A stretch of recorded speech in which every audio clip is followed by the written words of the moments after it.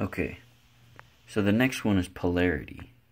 So everything has polar opposites. Everything is broken up into positive and negative. Or it doesn't have to be positive and negative. It could be up or down, in and out, above or below. And these positive and negatives are equal and opposite. You could think of them as yin and yang. Everything has that.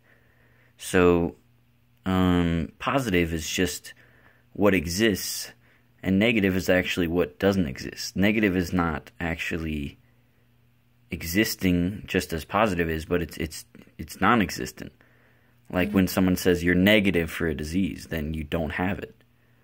Or like temperature.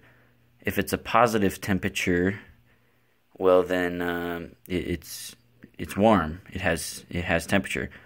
But if we're talking about absolute temperature scale, which is kelvins and Rankins, there is no negative. If you have an absence of temperature, it's zero, nothing. And cold is an absence of heat. Cold is not a negative heat. So plus and minus is kind of like to be or not to be. Let's say it's that. That's what it is, basically. That's a better one. I should have written that. I should have wrote that.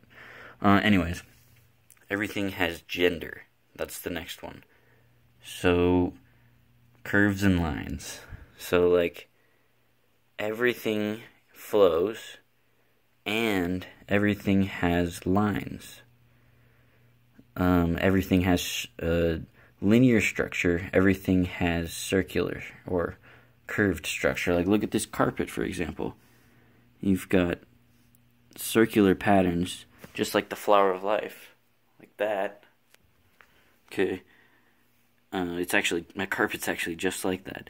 But you've got the linear patterns as well, the lines. So you've got curves and lines coming together to make the whole picture. Everything is made of curves and lines. There's no other thing. Try to tell me something other than a curve and a line. You can't. There's nothing else. So these are the two things. And so women have curves, men have lines. Men like to be straight, and they don't want to be curvy. But women are curvy, right? They flow. Men are straight and rigid, go in one direction. Okay. The next one, rhythm. The music of the spheres is something that ancient astronomers talked about. Basically, it's the rhythm that the solar system moves in. When the planets and stars move, it's rhythmic, it's repeating, and so it's kind of playing a pattern, a song, like do do do do do do do do do do do do do do do do, and the planets are just moving around do do do do do do do do do do do do do do, and they're repeating the same patterns every 1,000 years or whatever it is. It depends. There's different patterns that repeat over different time scales. There's different cycles. Or like even in the precession of the Earth's tilt, it's slowly precessing. And I'm not talking about the change of the seasons. That's just moving around the sun like this. But the orbit's actually changing direction slowly over time. And then within that precession, there's a small little circulation of that. So it's circulating while it's circulating. And then within that, there's a circulation. So there's cycles within everything. Everything is rhythmic. Everything is cycle. And it's kind of like music. This is why we get music, because everything is cyclical.